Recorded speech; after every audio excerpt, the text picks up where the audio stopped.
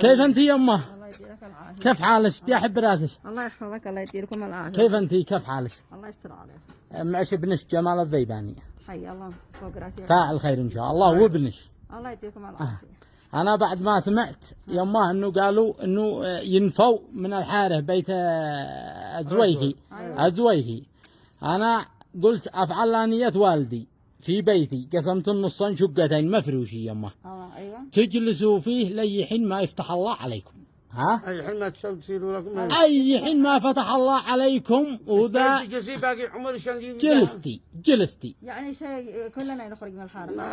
لا هم قالوا احمد سمعتي يمه؟ فذا قد قلت لك انه احمد يجي اهلا وسهلا هنيه ولا انتو وضك بيتي مفروش وذا عمي احسن وذا يعرفني من زمان عاقل الحاره. هذا حكى الناس للناس يعني ما حد يعني. ليش بعدين قد شق مفروش من حكى العماره يعني اذا نية ابوه لاحمد ان شاء الله يتزوج ان شاء الله فيها يجلس لي حين ما يفتح الله عليه. لي حين ما يفتح الله عليه. حين ما قال عم يقول عم جمال يقول يا عم جمال. الله يستر.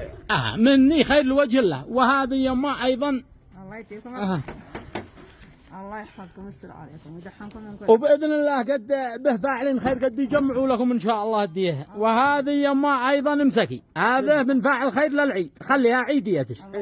تمام.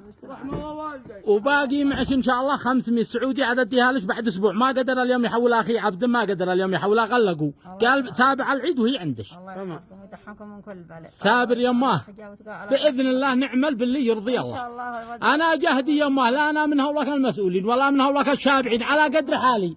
قسمت بيتي تجوا فوق راسي، انا فوق راسي مفروش جاهز. ولو انا شابع والله لا املككم. الله يستر. والله لو بيدي استطاعتها لا املككم، لكن ما يعلم بالحال الله. الله يديكم العافيه ان شاء الله، ما قال من خير. في امان الله يماه.